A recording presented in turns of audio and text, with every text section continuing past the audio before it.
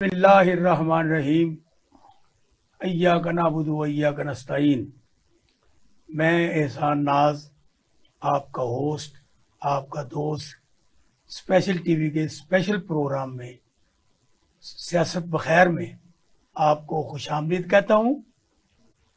आज हम पाकिस्तान के जो सुलगते हुए हालात हैं, आग जल रही है, कोर कमांडर हाउस को जलाया जा रहा है, फौजी तनसीबात को नरगे में लिया हुआ है, लेकिन इसको कोई ये बताने वाला नहीं कि ये किसने जलाया, कैसे जला। सब लोगों की निगाह पाकिस्तान तहरीके इंसाफ की तरफ है, इमरान खान की तरफ है, जबकि शवाहिद बताते हैं कि उनमें कुछ ऐसे लोग भी शामिल हैं जिनको नादीदा कुव्वतें कहा जाता है। लेकिन जो भी लिस्टें, जो अखबारात में इश्तिहारात दिए जा रहे हैं, उनमें उन अशखास की तस्वीर नहीं है। सिर्फ पीटीआई के कारकुनों के नाम और पीटीआई के लोगों को चुन चुन कर उसमें लाया जा रहा है। जैसे कि कोर कमांडर हाउस है, जो लोगों को अब पता चला है कि ये जिना हाउस है, उसके दाएं बाएं चिड़ी फटक नहीं सकती, लेकिन उस कोर कमांडर हाउस को जला दिया गया। मैं पूछता हूं, हमारी आईएसआई कहाँ है? हमारे वो अदारे जो देखते हैं कि मुल्क में क्या होने वाला है, वो कहाँ है? इमरान खान के जमान पार्क में अभी 10 लोग इकट्ठे नहीं होते थे तो वहां शेल चला दिए जाते थे, लेकिन यहाँ हजारों लोग, सैकड़ों लोग आए, किसी ने ना पूछा, किसी ने जलते हुए पानी डाला, ना कोई फायर ब्रिगेड आई। इसमें क्या मामलात है? इन सारे मामलात पर आज हम पाकिस्तान अवाम दोस्त पार्टी के चेयरमैन जनाब जहांगीर चौधरी साहब तशरीफ फरमा है। आज हम उनसे ये तमाम बातों पर तजिया लेंगे और उनके जो अपने ज़हनी इख्तरा है पूछेंगे कि पाकिस्तान की सियासत में ये नया मोड़ जो आया है, इसमें सियासतदान कैसे सर्वाइव करेंगे। जी औज़ुबिल्लाहिस्समीउल बिस्मिल्लाहिर्रहमानिर्रहीम। बहुत शुक्रिया एहसान साहब, मैं आपका मशकूर हूँ कि आपने मुझे यहाँ पे इस अपने प्रोग्राम, जिसका नाम ही बड़ा शानदार है, सियासत बखैर, उसमें आपने मुझे मदऊ किया। पाकिस्तान इस वक्त यकीनन बदतरीन हालात से गुजर रहा है और ये बहुत बड़ा अलमिया है। पीछे मैं अपनी 40-45 साल की जो ज़िंदगी है उसमें मैंने कभी इस तरह के हालात नहीं देखे कि आप अगर चीज़ों को एनालाइज करें तो आपको पूरी दुनिया में पूरी दुनिया की इस्टेब्लिशमेंट्स जो हैं वो डोमिनेट करती नज़र आती हैं और वो ही मुल्क चला रही होती हैं। आप अमेरिका देख लें, आप उसको रशिया को देख लें, केजीबी का हेड है जो इस वक्त जो है वो रशिया का प्रेसिडेंट है। पेंटागन के बगैर अमेरिका में काम नहीं होता। तो यहाँ पे भी ऑब्वियसली एक पूरा किरदार है बैक एंड पे। आप 7th जो है वो एटॉमिक कंट्री है, लेकिन इसके बावजूद मैंने कभी इस तरह से नहीं देखा कि हर इस्टेब्लिशमेंट के आगे एक पूरा इंतज़ामी ढांचा है और उस इंतज़ामी ढांचे से ही उन्होंने मुल्क को चलाना होता है। तो यहाँ पे ये हुआ है कि ये इंतज़ामी ढांचा जो है वो इस वक्त नज़र नहीं आ रहा और फ्रंट फुट पे आके मुझे लगता है कि हमारी इस्टेब्लिशमेंट को खेलना पड़ रहा है।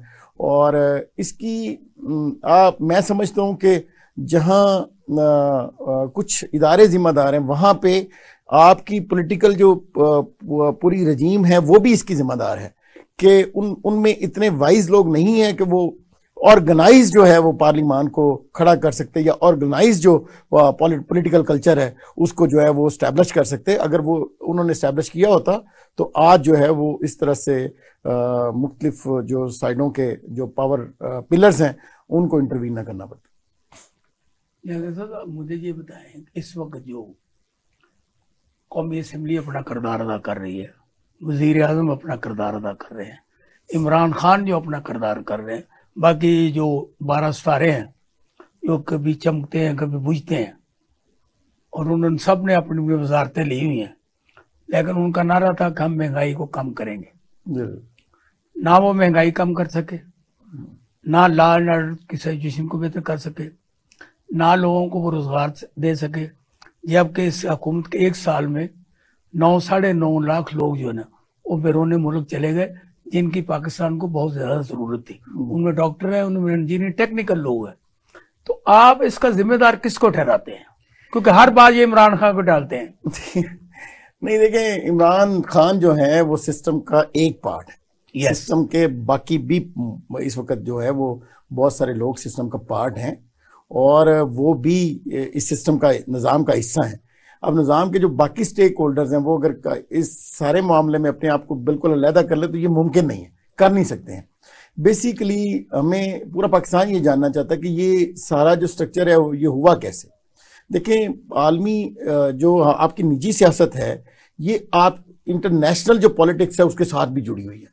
और दूसरी बात ये कि जो डॉलर्स की डोमिनेशन है पूरी दुनिया की ट्रेड पे, वो भी इसका एक पार्ट है जिसकी वजह से यहाँ पे रजीम चेंज हुई। मेरे ये अपने पर्सनल एनालिसिस है। मैं अगर इंटरनेशनल वर्ल्ड को देखूं तो आप जिस तरह से रशिया की तरफ मूव कर रहे थे, उनके साथ ऑयल की एग्रीमेंट्स के लिए जो खान साहब जा रहे थे और रूबल में जो है वो ट्रेड करना चाह रहे थे, तो वो आपको पता है कि फर्स्ट वर्ल्ड वॉर और second world war dollar domination पे है। तो चाहते नहीं थे अमेरिकन के पाकिस्तान जो है वो भी डॉलर बेस्ड जो डॉलर बेस्ड जो ऑयल ट्रेड है उससे पाकिस्तान निकल के जो है वो चला जाए रशिया के साथ, रूबल में जाके उसको ट्रेड करे। इस वजह से उन्होंने फौरी तौर पे किया, वरना 1-1.5 साल में अगर इमरान खान को मजीद टाइम देते तो मेरे ख्याल में 5 साल कंप्लीट होने के बाद इमरान खान की पॉपुलैरिटी इस लेवल पे नहीं होती। और अब ये यकीनन जो अभी पीडीएम की जमातें हैं उनको बहुत ज्यादा स्पेस मिलती नए इलेक्शंस में जाके जो है ना वो लेने की सीटें लेने की। इमरान खान को टेनोर पूरा करने दीजिए। हाँ, यकीनन आप देखिए कि इमरान खान के 3.5 साल दौर में जो उनकी डिलीवरी है, 3-4 जो मेन उनके काम हैं वो तो बहुत अच्छे रहे, जैसे सेहत कार्ड जो उन्होंने पर्सनली मरकज में बैठ के किए, लेकिन नीचे जो उनकी टीम थी वो उस तरह से डिलीवरी नहीं कर रही थी। और उन पे चार्जेस भी थे, करप्शन चार्जेस भी थे। और जो आप देखिए ट्रांसपेरेंसी इंटरनेशनल की जो उस वक्त की रिपोर्ट थी उसको भी अगर सामने रखें तो उन्होंने कहा कि यहाँ पे जो करप्शन है वो बड़ी है। तो आप इन चीजों को अगर सामने रखें तो अगर इमरान खान साहब को 1.5 साल और मिल जाता तो मुझे नहीं लगता कि बड़ा वो मार का सरंजाम देते। यकीनन उसके बाद उनको जो वोट पड़ना था वो उससे कम होना था जो पहले उनको वोट पड़ा। तो अभी जो अब मैं समझता हूं कि इस वक्त जो है ना आज के जो हालात हैं उनमें भी देखिए इन्होंने मिस हैंडल किया सारे मामले को। और जो आपके इदारे हैं या बाकी जो इंटरनेशनल वर्ल्ड है उनके जो यहाँ पे स्टेक होल्डर्स बैठे हुए हैं उन्होंने इनको ट्रैप किया है पीटीआई को। और देखें ये अगर कोई पार्टी ट्रैप होती है, किसी भी ट्रैप में आती है तो उसकी जिम्मेदारी पहले तो पार्टी पे आयद होती है। तो मैं ये समझता हूं कि पीटीआई की जो क्यादत है, जो मेन क्यादत है और जो नीचे भी हैं वो सारे ट्रैप हुए हैं और उसमें वो जिम्मेदार है। अच्छा, आप क्योंकि एक नई पार्टी है आपकी, अवाम दोस्त पार्टी, बड़ा अच्छा नाम है। बाकी भी पार्टियों के नाम बहुत अच्छे हैं, तहरीक इंसाफ है, मुस्लिम लीग है, पीपल्स पार्टी है, बड़े साने नाम है। आपका नाम भी इसमें आगे शामिल हो गया। जी। आप इस मौजूदा सिनेरियो में अपनी पार्टी के जरिए क्या डिलीवर करना चाहते हैं? देखें, हम हमारे मतमा नजर 2-3 चीजें थी जिन पे हम काम कर रहे हैं। हमारे पहला जो मतमा नजर था वो अवाम की हालत है। अच्छा। आपकी पॉलिटिकल रजीम ने पिछले 70 साल में डिलीवर नहीं किया कुछ भी। बतदरीज पाकिस्तान के हालात खराब हुए। आप देखिए कि अगर अर्ली 60s में चले जाएं तो उस वक्त पाकिस्तान का एक जहाज चाइना में जाता है और उस जो पहली फ्लाइट चाइना में उतरती है उसकी वजह से पूरे चाइना में जो है वो लोग जश्न मना रहे हैं। एक टाइम ये कि आप मुल्कों की एयरलाइंस खड़ी कर रहे हैं, एक ये कि आपके डैम्स बन रहे हैं, आपकी इकोनॉमी तेजी के साथ बूस्ट कर रही है। और फिर दूसरी तरफ देखें कि अगले 30-40 सालों में आप कहां पे आके खड़े हो गए हैं। तो आप इस वक्त चाइना से पैसे मांग रहे हैं, आप IMF के सामने घुटने टेक रहे हैं। तो ये क्यों हुआ है सारा? ये आपकी पॉलिटिकल रजीम की वजह से हुआ है। उनके पास कोई सॉलिड जो है ट्रैक नहीं है। जब तक 25 करोड़ आवाम को आप मोबिलाइज नहीं करेंगे, उनको खड़ा नहीं करेंगे अपने पांव पे, मुल्क नहीं खड़ा हो सकता। तो हमने पहली कोशिश ये की है कि चूंकि कौमें जो है तब्दील होती है अवाम से, तो अवाम को जो है ना वो खड़ा करना पड़ेगा पहले। उसके लिए हम कहते हैं कि हम सोशियो वेलफेयर पॉलिटिकल पार्टी हैं, तो हम सोशल सेक्टर की मदद से ऐसे प्रोग्राम्स लेके आए हैं जिसकी वजह से अवाम नास खड़ी होएगी। और अवाम नास, हम अवाम दोस्त हुनर प्रोग्राम लेके आए हैं, हम अवाम दोस्त बिजनेस प्रोग्राम लेके आए हैं। हमने इसके पीछे एक कंपनी खड़ी की है जिसको MIP के नाम से मेड इन पाकिस्तान स्टोर बनाया है। हम पाकिस्तान की प्रोडक्ट को पाकिस्तान में और इंटरनेशनली बेचने जा रहे हैं, तो ट्रेड का एक पूरा स्ट्रक्चर हमने बनाया। तो अवाम दोस्त पार्टी जो है वो अवामी अवाम दोस्त पार्टी जो है, हाँ जी, ये गांव की है, एक महल्ले की है, एक शहर की है, एक सूबे की है, कि चारों सूबों और अवाम दोस्त पार्टी जो है वो अवाम दोस्त पार्टी पाकिस्तान है, और ये पाकिस्तान के जरे जरे की पार्टी है। हम जो है वो इस वक्त कोहिस्तान में है, हम इस वक्त लाड़काना में है, हम इस वक्त बदीन में है, हम इस वक्त स्कर्दू में है, हम इस वक्त बलोचिस्तान क्वेटा में है। कैसे हैं मतलब हमारी तंजीम साजी है वहां पे, अच्छा, हमारे लोग हैं वहां पे, हमारे नुमाइंदगान है, और हम जो है वो लोगों की पल्स जो है इस वक्त इंटीरियर सिंध में फ्रूट्स की आप बात कर रहे हैं, हाँ जी, ये हर जगह डिलीवर हो रहे हैं। नहीं देखें अभी प्रोग्राम्स, हम मुजाहिदा पार्टी है, अभी हमने देखा कि अवाम को खड़ा करने के लिए हमें प्रोग्राम्स तरतीब देने हैं, हमने तरतीब दी हैं। हम जो है वो लोगों की जो बुनियादी जरूरतें हैं उनको मद्देनजर रखते हुए हमने कुछ प्रोग्राम्स तरतीब दिए हैं, उनका ढांचा बनाया है। अब जो है वो डिलीवर होना शुरू हो जाएंगे। हम स्पोर्ट्स एक्टिविटी कर रहे हैं, हम मुख्तलिफ चीजें कर रहे हैं, इन्वायरमेंटल जो मामला है उनको वो कर रहे हैं। पाकिस्तान की सारी नहरें खाली हो गई हैं दरख्तों से। हमने उस सिलसिले में मैं महकमा नहार के साथ हम गुफ्तगू में हैं कि हम पूरे पाकिस्तान की जो नहरें हैं, हमारे जहां जहां पे पार्टी मौजूद है, हम जो है ना वहां पे नहरों के ऊपर फलदार दरख्त लगाना चाहते हैं उस वहां के माहौल के मुताबिक। तो इस वजह से हम बहुत सारे ऐसे काम कर रहे हैं जो पहले से नहीं है, तो अवाम नास के अंदर है। ये हमारा पहला सेक्टर है। दूसरा, हम पाकिस्तान में सदारती निजाम के लिए जो है वो कोशिश कर रहे हैं। हम समझते हैं कि निजाम के यस, हम चाहते हैं, हम इस मैं फिर पूछ लूं, सदारती निजाम जी, पाकिस्तान में सदारती निजाम के लिए ठीक है। हम ये समझते हैं कि ये जो पार्लिमानी जमहूरी निजाम है, इसके सारे स्टेक होल्डर्स जो फ्यूडल्स हैं, जो सरमायादार हैं, वो सिस्टम को सक कर रहे हैं, इसके बेनिफिट को सक कर रहे हैं। तो जब तक इनको आप सिस्टम से नेगेट नहीं करेंगे, नया जो ढांचा नहीं बनाएंगे, देखें इकबाल कहते हैं आईने नो से डरना, तर्जे कौन पे अड़ना, मंजिल यही कठिन है कौमों की जिंदगी में। तो हम ये समझते हैं कि अगर पाकिस्तान में आपने तब्दीली लेके आनी है तो आपको निजाम तब्दील करना पड़ेगा, ना कि आप शख्सियात और आप चेहरे तब्दील करें। जनरल साहब मुझे बताएंगे, एक तरफ इमरान खान है, आसिफ अली जरदारी है, शरीफ फैमिली है, मौलाना फजल रहमान है, आप इनका मुकाबला किस तरीके से करेंगे? ये वो खूनखार भेड़िए हैं जो 70 साल से मुल्क को चाट रहे हैं और लूटी हुई दौलत से ये मुकाबला करते हैं।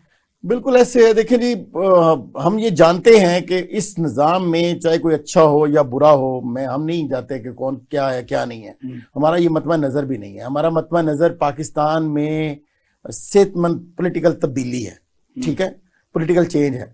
तो उसके लिए हम देख रहे हैं, हम जो है वो नहीं करने जा रहे हैं। हमने वो कायदे-ए-आज़म का एक टैग था कि मैंने अगर आपके सामने मिसालें हैं कि आपने पॉलिटिक्स करनी है तो आपके सामने रहनुमा होंगे ना, तो आपके सामने सबसे बड़ी ज़ात मुबारका जो है वो नबी करीम सल्लल्लाहु अलैहि वसल्लम की ज़ात मुबारका है। आप देख लीजिए कि नबी करीम सल्लल्लाहु अलैहि वसल्लम ने अपनी नबूवत से लेके अपने मक्का फतह मक्का तक का जो टाइम बातें वो है जो सब यही कहते हैं। दे दे इमरान खान भी यही कहते हैं, नवाज शरीफ भी यही कहते हैं, इसके बावजूद भी यही कहते हैं। बात सुने, हाँ जी, बात ये है कि ये तो understood everybody talking about this कि हम नबी पाक को फॉलो करते हैं, लेकिन करता कोई भी नहीं। अच्छा चले, जब उनके पास इक़्तिदार आ जाता है ना, तो आपके पास भी जब इक़्तिदार आए, अल्लाह करे, तो आप भी ऐसी बातें जो करते थे आप कभी उन पर अमल नहीं करेंगे। अच्छा, हम तो अभी से ही कोशिश कर रहे हैं कि ये हम तो इक़्तिदार तक जब जाएंगे तो जाएंगे। हम तो आज से कोशिश कर रहे हैं कि अवामी हलकों को, आपको कोई उम्मीद नहीं इक़्तिदार नहीं, जाएंगे, ओबियसली जाएंगे, अल्लाह के फजल करम से जाएंगे। और ये चेंज इतनी तेजी के साथ होएगी कि आप सारे देखेंगे कि पाकिस्तान में रेवोल्यूशन जो आई है, और बगैर जो है ना वो एक पत्ता टूटे और बगैर एक गमला टूटे जो है वो रेवोल्यूशन आएगी। वो जो पाकिस्तान में एक माइंडसेट बना हुआ है कि यहाँ पे कताल हो और खून खराबा हो जाए और उसके बाद कोई तब्दीली रूनमा होएगी, तो मैं समझता हूँ कि पॉजिटिविटी के साथ भी तब्दीली रूनमा हो सकती है। इतना बड़ा पाकिस्तान बनाया है कायदे आजम ने, आपने एक पत्ता नहीं तोड़ा उन्होंने। आपने सदारती निजाम का यहाँ कह के ना एक नया बीज बो दिया है, जी ऑब्वियसली, क्योंकि ये पाकिस्तान को तजर्बा का है। कभी सदारती निज़ाम, कभी पार्लिमानी निज़ाम, कभी शरी निज़ाम, कभी मोहम्मदी निज़ाम, कभी फलान। मुझे I don't know about this. अच्छा चले एहसान साहब, मैं एक बात करता हूँ। आपका आइन कहता है कि आइन की पहली क्लास है कि हाकमियत अल्लाह ताला की है, ठीक है। तो जब हाकमियत अल्लाह, सर मुझे कंप्लीट करने दीजिए। जब हाकमियत अल्लाह ताला की है तो जमहूरियत क्या है? फिर जमहूरियत का आप नाम ही नहीं ले सकते, क्योंकि जमहूरियत है for the people by the people, ठीक है। और उसमें तो हाकमियत अल्लाह ताला की है ही नहीं। तो दूसरी क्लास है कि यहां पे हर कानून जो है, आइन का दिबाचा ये कह रहा है कि कुरान और सुन्नत के मुनाफी नहीं होगा। पहले ये क्लास थी कि हर कानून कुरान और सुन्नत के मुताबिक होगा। बाद में एक्सेप्शन क्रिएट की गई और कहा गया कि कोई भी कानून कुरान और सुन्नत के मुनाफी नहीं होगा, स्पेस क्रिएट कर दी गई। लेकिन इसके बावजूद मुझे बताइए कि अगर कुरान और सुन्नत को ही आपने फॉलो करना है, उसके मुनाफी नहीं जाना, तो कुरान तो कहता है वातसिमू बिहब्लिल्लाहि जमीअन वला तफर्रकू, अल्लाह की रस्सी को मजबूती से थाम लो तो फरका में ना पड़ो ताकि तुम कामयाब हो जाओ। मुझे बताएं फिर ये पार्लिमानी जमहूरी निजाम जो है, ये जो जमाती तकसीम है, इसको आप कैसे आइन के मुताबिक कह सकते हैं? तो यहाँ पे तो आपका पूरा का पूरा ढांचा आपके आइन से मुतसादिल है। आप इसको जस्टिफाई करें ना, यू आर पॉलिटिकल लीडर है। देखिए मैं आपको बताता हूं कि हम मजबूर हैं इस पार्लिमानी निजाम के अंदर रहते हुए अवाम दोस्त पार्टी बनाने पे मजबूर थे, तो इस वजह से बनाई और नाम भी अवाम दोस्त रखा। लेकिन हम जो है वो अल्लाह के कानून के मुताबिक जो है, हम ये समझते हैं कि पाकिस्तान में गैर जमाती निजाम होना चाहिए और पाकिस्तान में इस्लाम से करीब तक जो सदारती निजाम, बिल्कुल गैर जमाती। आप जमात बना रहे हैं सर, मैं जमात बना रहा हूं, मैं मजबूर हूं। जैसे बात की आप नफी कर रहे हैं। देखिए, जैसे ही पार्लिमानी निजाम अभी मजबूर है कि पार्लिमानी निजाम के अंदर है, अच्छा, तब्दीली लाने के लिए हमें मजबूरी यही है कि हम जो है वो अलहदा अपने तशक्कुस के साथ खड़े हो। फिर आप ज़ियाउल हक बनेंगे? नहीं, ज़ियाउल हक नहीं बनेंगे या नहीं बनेंगे ये छोड़ें, ये तो कल की बात है ना। हम तो आज से डिलीवर करने जा रहे हैं और इंशाल्लाह अल्लाह के फजल करम से पब्लिक सेक्टर में कर रहे हैं और हमारी रूट्स आज से बन रही है। हम बड़ी जल्दी आपको अंदाजा होगा कि हम दिलों पे हुकूमत कर रहे हैं इंशाल्लाह। जानते साहब, आप मुझे ये बताएं कि ये जो इस वक्त मौजूदा बहरान है, एक तरफ फौज है, एक तरफ पॉलिटिशियन है, एक तरफ इमरान खान। फौज और पॉलिटिशियन एक तरफ है, इमरान खान अकेला है। अब जिस तरीके से लोग उसको छोड़ छोड़ के भाग रहे हैं, इसके बाद क्या सियासी निजाम में कुछ लोग वापस आएंगे? देखिए, बड़ा अलमनाक है कि इस सिस्टम में जो आपकी पार्लिमान को के तकद्दस को पमाल कर दिया है आज के आपके सियासतदान ने, और ये अपने पांव पे कुल्हाड़ी मार रहे हैं। अभी मतमे नजर अगर इमरान खान है तो कल के कोई और भी हो सकता है। तो आपने अगर ऑर्गेनाइज इदारे खड़े किए होते तो आज ये नहीं होता कि एक दूसरे को देख के हंस रहे होते या एक दूसरे पे फिक्रे कस रहे होते और एक दूसरे की जो पॉपुलैरिटी है नीचे जाते हो या एक दूसरे की तबाही पे पॉलिटिशियन हंस रहे होते।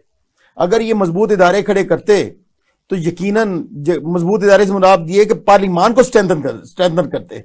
पॉलिटिकल जो है वो पार्लिमान को स्ट्रेंथन किया गया। पार्लियामेंट जिसको बुलाएगी वो 20 लाख रुपए जुर्माना भी देगा, 6 माह सजा भी होगी। ये देखे ना, ये तो और भी बड़ी रंग और अदलिया को उन्होंने बुला लिया कि आओ मैदान हमारे सामने पेश हो जाओ। ये जबरदस्त ये आ गया ना कानून साजी। पॉलिटिकल दानिशमंदी तो नहीं है ना। और बेरोजगारी के खिलाफ, महंगाई के खिलाफ कभी कोई बात कौमी असेंबली में नहीं हुई। बिल्कुल ऐसे। देखिए, अवाम के साथ तो इनका ताल्लुक ही नहीं है। इनका ताल्लुक तो हुकूमत करना है सिर्फ ना। तो इस मामले को एड्रेस किया जा सकता था बड़े अच्छे से कि अगर मौजूदा सिस्टम के जितने स्टेक होल्डर्स हैं वो शराकत इक़्तिदार का एक नया फार्मूला तय कर लें, ठीक है, और उस पे जा बैठ के डिबेट कर लें। देखें, हम जिस निजाम में रह रहे हैं, आप किस किस को स्टेक होल्डर समझते हैं? सर, जो स्टेक होल्डर आइन ने डिफाइन बता देना, मैं बता देना। देखें, इस वक्त जो नजर आ रहा है, इस वक्त तो एक ही स्टेक होल्डर नजर आ रहा है, ठीक है। अच्छा। वही सबको आंक रहा है, जिस तरफ आंकता है उस तरफ चले जाते हैं। तो मैं ये समझता हूं कि फिर भी अदलिया भी स्टेक होल्डर है, मुकन्ना भी एक अदलिया के तो अकामात नहीं माने जा रहे और जज रो रहे हैं, बैठ के रोस्टम पे रो रहे हैं। देखें, वो बात वही हज़रत अली करमल्लाह वजह करीम फरमाते हैं कि कुफर का निज़ाम चल सकता है, जुल्म का निज़ाम नहीं चल सकता। मुझे बताएं कि जिसकी लाठी, उसकी भैंस वाला मामला जो है वो कितनी देर चलेगा। दूसरी बात यह है कि बंदूक की नोक पे अगर फैसले होते और इस तरह से आपकी वफादारियां तब्दील होती तो कश्मीर तो कब का जो है ना बंदे मातरम का नारा लगा रहा होता, ठीक है। तो मुझे बताएं कि बंदूक की नोक पे कभी तब्दीलियां रून में हो सकती हैं? बंदूक की नोक पे कुछ नहीं हो सकता। ये समझना चाहिए हमारे मुक़द्दर हलकों को कि हमने जो एक पैटर्न बना हुआ है कि इंतजामी ढांचा आगे जो है वो अपना काम करता रहेगा और हम पीछे बैठ के चीजों को एड्रेस करते रहेंगे। जावेद साहब, हम ये गुफ्तगू जारी रखेंगे। एक लेते हैं छोटी सी ब्रेक के बाद वापस आते हैं।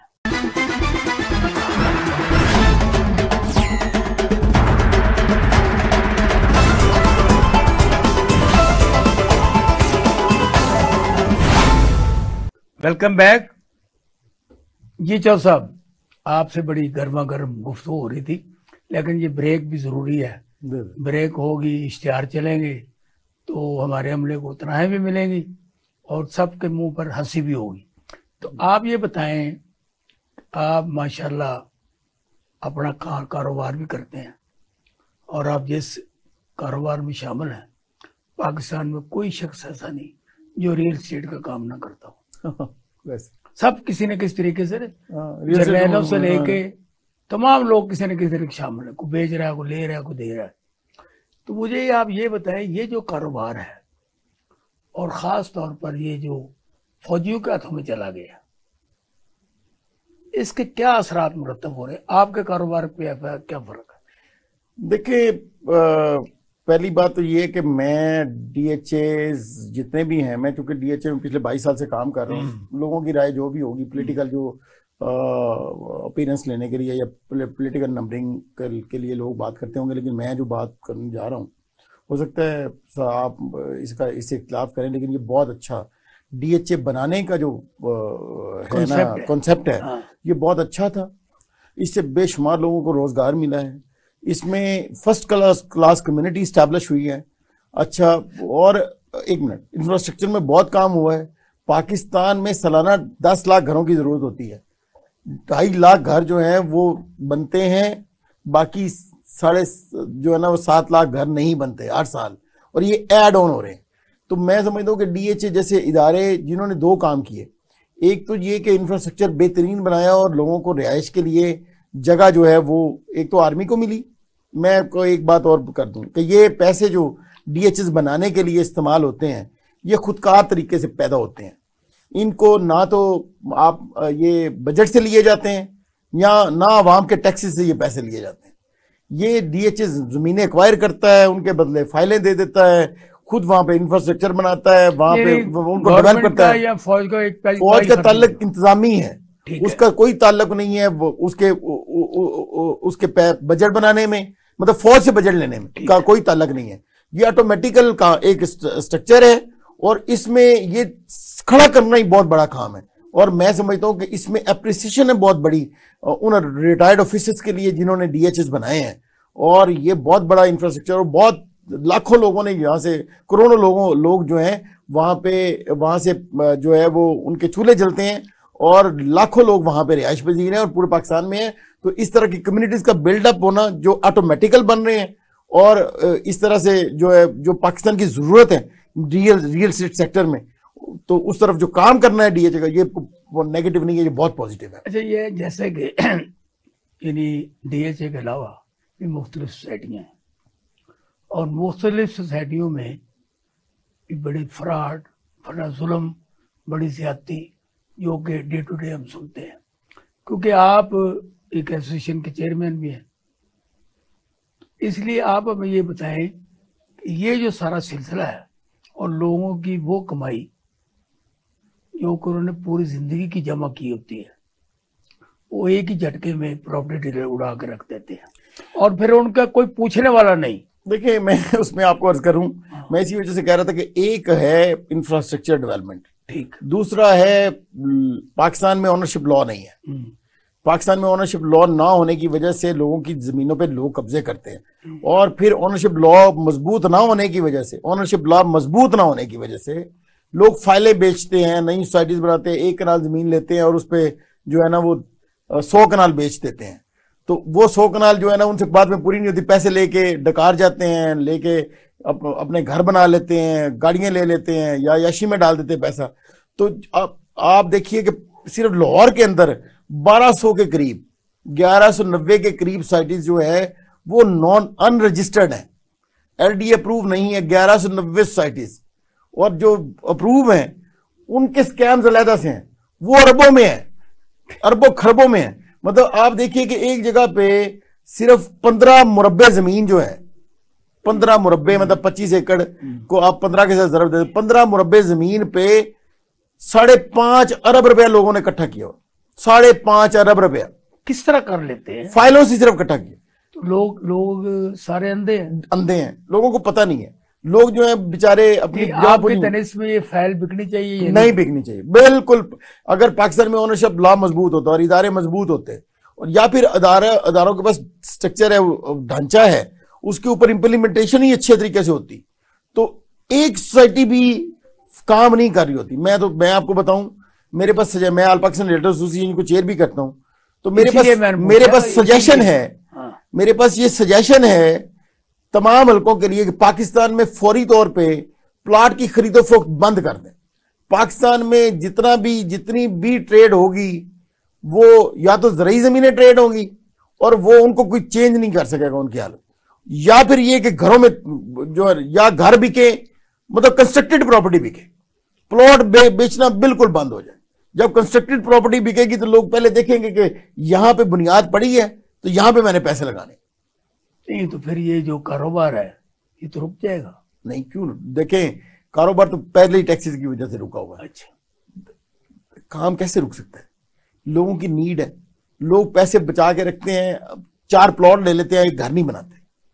तो दो काम होंगे, एक तो बड़े पैमाने पे जो सोसाइटीज बनती चली जा रही हैं और लोगों ने 10-10, 20-20 प्लॉट लेके रखे हुए हैं, फिर वो बनते हैं 10 सालों में डेवलप होती है, उससे जो ग्रीन एरियाज है कम हो रहे हैं तेजी के साथ, एक तो उनमें कमी वाकई होगी। दूसरी ये कि कंस्ट्रक्टेड प्रॉपर्टी जो है, पूरी दुनिया में कंस्ट्रक्टेड प्रॉपर्टी ट्रेड होती है, प्लॉट नहीं बिकते। प्लॉट सिर्फ प्रोजेक्ट्स के लिए बिकते हैं कि आपने यहाँ पे रेजिडेंशियल हाई राइज बिल्डिंग बनानी है या यहाँ पे घर बनाने हैं, तो उसके लिए आप प्लॉट ले सकते हैं।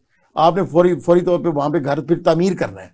नहीं, ये जो ग्रीन जमीन है, ये नहीं, ग्रीन तो एरियाज वो होते हैं ना एग्रीकल्चर लैंड। तो मैं तो कह रहा हूँ कि एग्रीकल्चर लैंड जो है वो एज इट इज बिके, कोई अर्ज नहीं है। फार्म हाउसेज बेशक लोग फार्म हाउस के प्रोजेक्ट करें, लेकिन ये हाउसिंग प्रोजेक्ट जो लोगों का इस्तेसाल कर रहे हैं ये तो बिल्कुल नहीं होना चाहिए। नहीं, जो एक तो है ना ग्रीन जमीन है, एक वो कहते हैं खाकी की बदले क्या, ब्राउन। अच्छा, ये तो मेरी बात, मेरा पहले सवाल सुन। अब इसमें भी करोड़ों नहीं अरबों रुपए कमाए जा रहे हैं। हाँ जी, उसको ग्रीन को ब्राउन करने में, और ब्राउन से पता नहीं आगे और भी कुछ है। तो ये आपको ऐसा स्ट्रक्चर बताएं कि जिसकी बुनियाद पर ये जो रिश्वत का बाजार है और धड़ल्ले से ली जाती है, ये खत्म हो, और इसमें हुक्मरानों का कितना रोल है। देखिए इसमें ना मैं आपको बताऊं, एक ही हल है जो मैंने आपको पहले बताया। एक तो कंस्ट्रक्टेड प्रॉपर्टी बिकनी चाहिए, ठीक है, लोग जो है ना प्लॉट करके ना बेचें। तो आप लोगों को की मजबूरी बन जाएगी कि 1000 कनाल के, 10-10 हजार कनाल के या 20-20 हजार कनाल के जो प्रोजेक्ट्स बना रहे हैं, उसकी जगह पे छोटे प्रोजेक्ट्स जो है जो कंस्ट्रक्टेड होंगे, जो हाउस बने होंगे या अपार्टमेंट बने होंगे, वो बिकेंगे।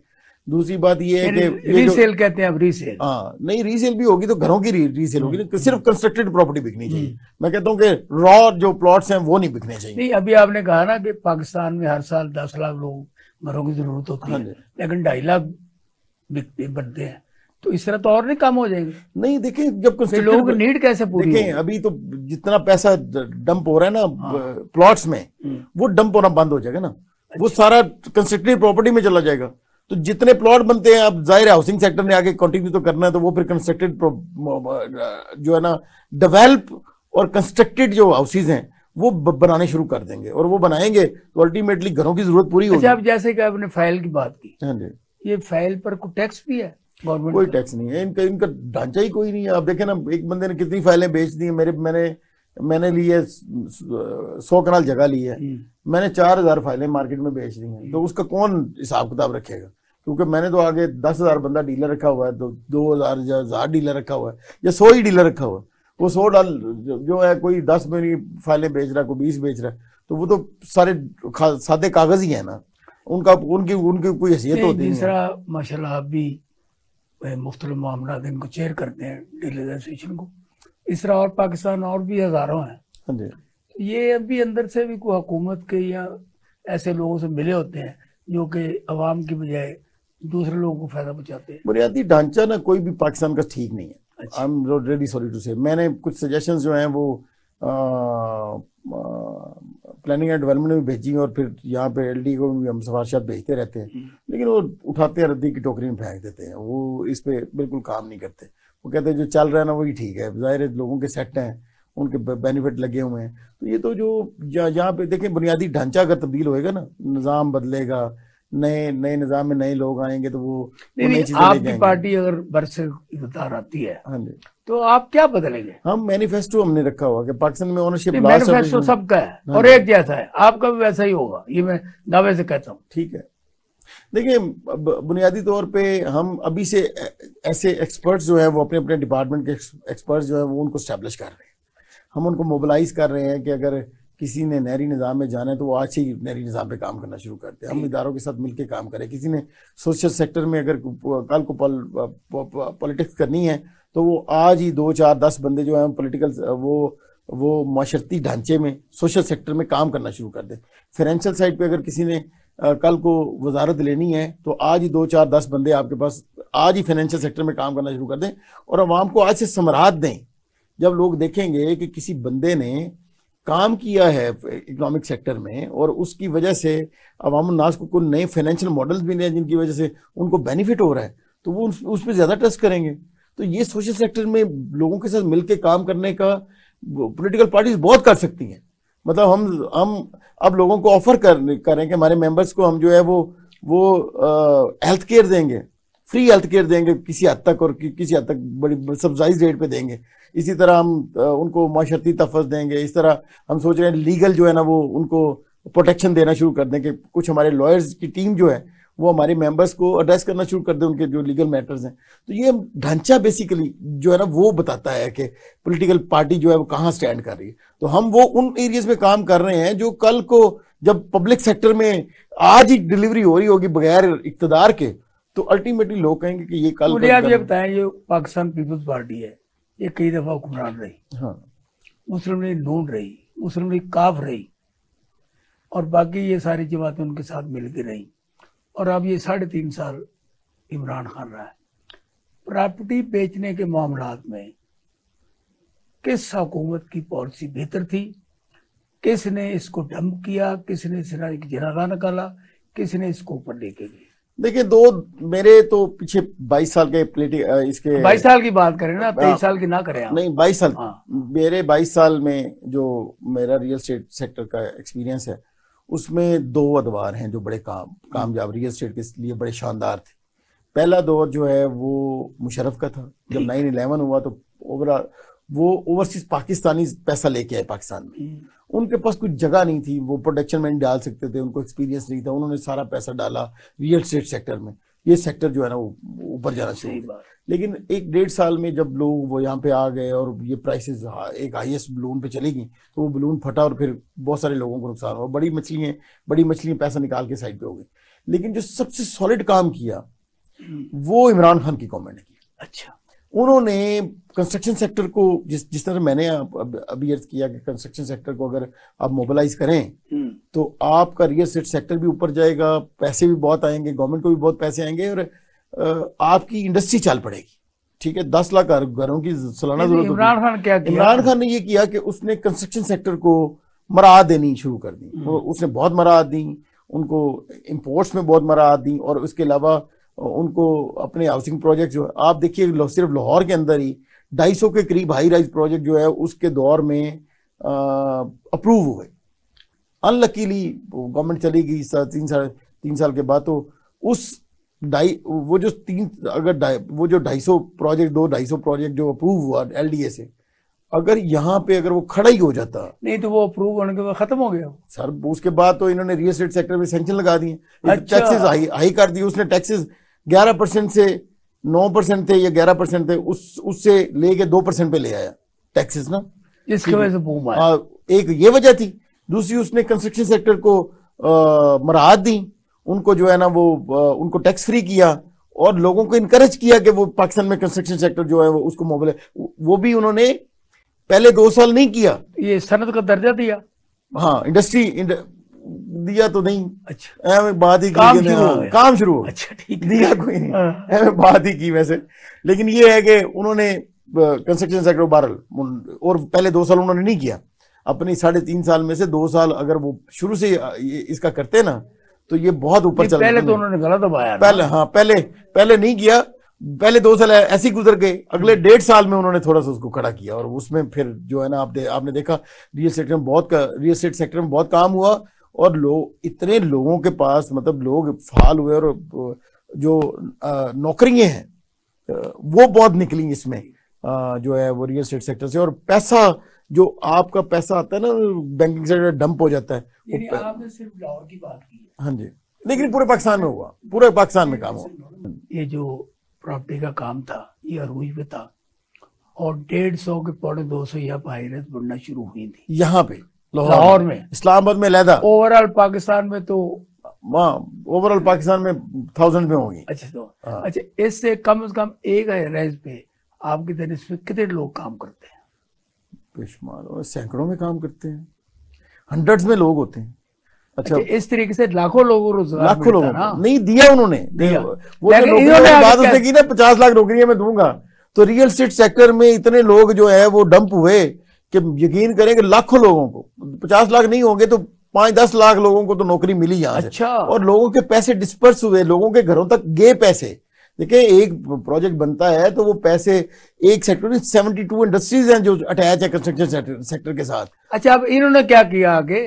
इन्होंने ये किया, महंगाई खत्म करने आए थे, इन्होंने हर वो सेक्टर जो पाकिस्तान को बेनिफिट दे रहा था उस हर सेक्टर को बंद कर दिया। इन्होंने जो आलमी इस्तेमारी जो ताकतें हैं, वो जो पाकिस्तान में खेल रचाया था उन्होंने जितनी जल्दी हो सकता था इनसे, इन्होंने उनको रिजल्ट क्रिएट करके दिए, और इन्होंने डंप कर दी सारी की सारी मार्केट।